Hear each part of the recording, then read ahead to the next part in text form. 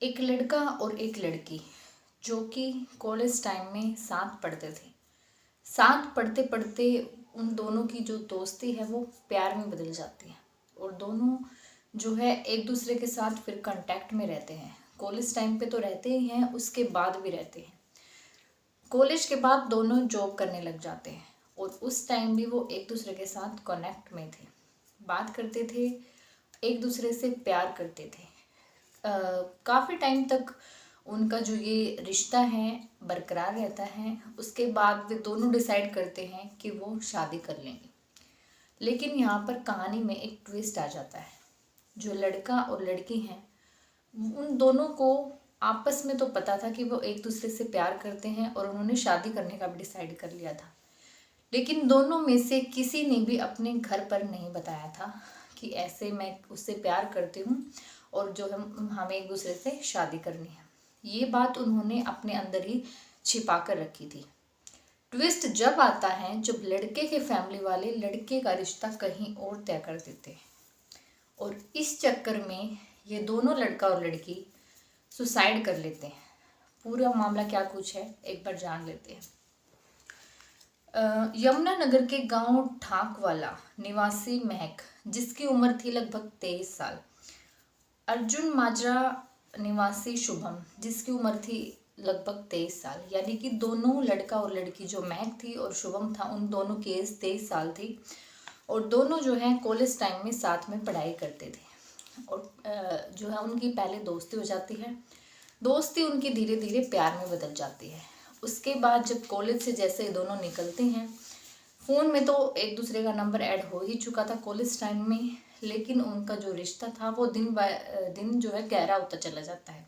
तो कॉलेज के बाद भी वो जो है एक दूसरे के कांटेक्ट में रहते हैं।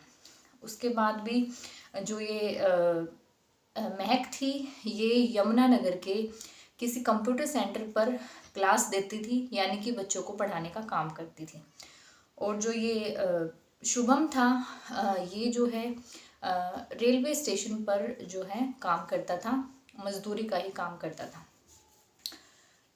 तो इन दोनों की बातचीत जो है वो जारी रहती है। तो दोनों की जो एज है वो शादी लायक तो हो ही रही थी।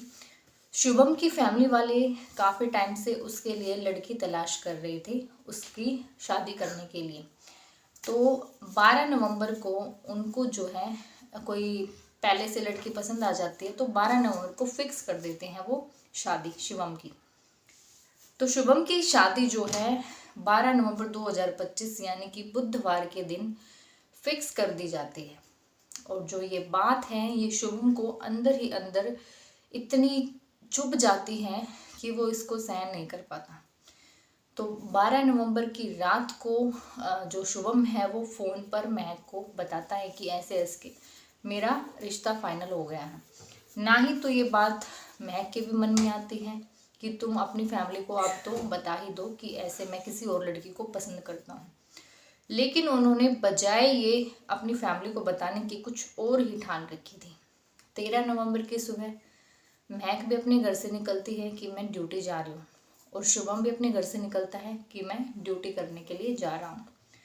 तो ड्यूटी पर ना जाकर ये दोनों आपस में मिलते हैं और ये पहुंच जाते हैं बेगमपुर हाइडल लिंक नहर। ये इस नहर पर पहुंच जाते हैं। वहाँ पर अपनी बाइक को शुभम साइड में लगाता है। दोनों अपने बैग्स को बाइक पर ही छोड़ देते हैं। उसके बाद जो महक थी वो अपनी चुन्नी के साथ जो है हाथों को बांध लेती है शुभम और अपने। और जो शुभम है उसने भी एक परना ओढ़ रखा था गले में, तो वो परने के साथ जो है डबल वो कर देता है, यानी कि चुन्नी तो बंधी हुई थी, ऊपर से परने से भी हाथों को जो है कवर कर लेता है। यानी इतनी मजबूती से वो अपने एक दूसरे के दोनों हाथों को बांध लेते हैं और बिना सोचे समझे, बिना कुछ देखे, अपनी फैमिली के बारे में सोचे, दोनों उस नहर में छलांग लगा देते हैं, कूद जाते हैं। तो जो वहाँ के जो लोकल आदमी थे, स्थानीय जो निवासी थे, वो नहर पर घूमने जाते हैं। तो 13 नवंबर को ही शाम के समय पुलिस को जो है वो सूचित करते हैं कि ऐसे ऐसे यहाँ पर एक हाइडल लिंक नहर है और यहाँ पर जो है एक बाइक खड़ी हुई है काफ़ी टाइम से और उस पर कुछ सामान भी रखा हुआ है और काफ़ी देर से हम देख रहे हैं कि उसको कोई लेने नहीं आ रहा है और ना ही उसके आसपास कोई बैठा हुआ है, जिससे ये आइडिया लगा सके कि भाई ये बाइक उसकी है। तो पुलिस जो है मौके पर ही पहुंचती है। पुलिस पहुंचकर देखती है, जैसे ही बैग्स को खोला जाता है उनमें कुछ उनकी आइडेंटिटीज वगैरह मिलती हैं, शुभम की और महक की। तब उनकी फैमिली को भी सूचित किया जाता है और जो ये हाइडल लिंक नहर थी, इसी में जो है आधा किलोमीटर दूर पावर स्टेशन जो है वो था और वहाँ पर गोताखोर जो है डुबकी लगाते हैं और वहाँ से इनकी लाशों को ढूंढने के लिए काम चालू किया जाता है। उसके बाद 15 नवंबर 2025 को जो है इनकी यानी कि शनिवार के दिन इनकी जो लाश है उनको बरामद किया जाता है। जो गोताखोर थे उनमें से एक का कहना था कि जो महक थी, जो लड़की थी, उसके बाल नीचे जाल में बुरी तरीके से फंसे हुए थे और इनके जो हाथ थे वो भी पहले से ही काफ़ी टाइट बांध रखे थे, यानी कि और ऊपर से वो पानी में भीगने की वजह से और भी ज़्यादा टाइट हो गए थे, वो कपड़े से बांध रखे थे उन्होंने। तो उसको भी खोलना बड़ा ही मुश्किल हो गया था। बड़ी ही मशक्क़त के बाद हम जो है लाशों को निकाल कर ऊपर लाए थे। तो जैसे ही दोनों की फैमिलीज लाशों को देखती है तो वो बिलख उठते हैं, क्योंकि दोनों ही अपने परिवार में इकलौते थे, यानी कि महक भी इकलौती थी, उसका कोई भाई बहन नहीं था और शुभम भी अपनी फैमिली में इकलौता ही था, उसका और कोई भाई बहन नहीं था।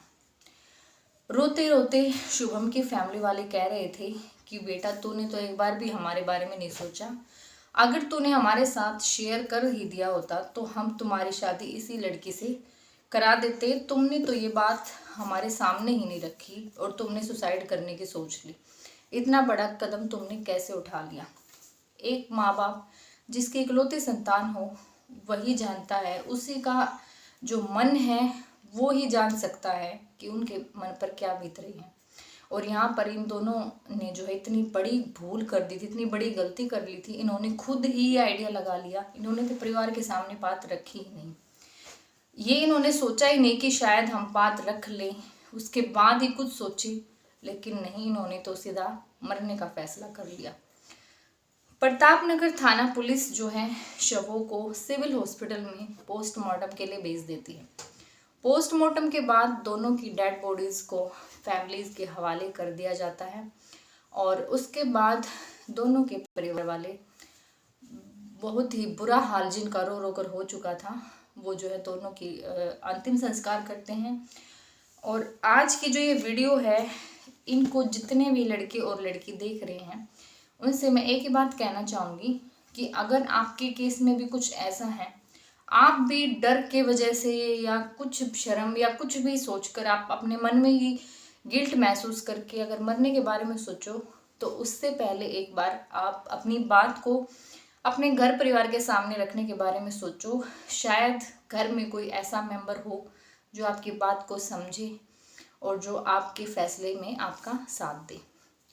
तो इस पूरी वीडियो के बारे में आपकी जो भी राय है कमेंट बॉक्स में ज़रूर बताना। मिलते हैं और एक ऐसे ही सच्ची घटना के साथ। अपना ख्याल रखें, स्वस्थ रहें, जागरूक रहें। मिलते हैं नेक्स्ट वीडियो में, तब तक के लिए धन्यवाद। जय श्री राम।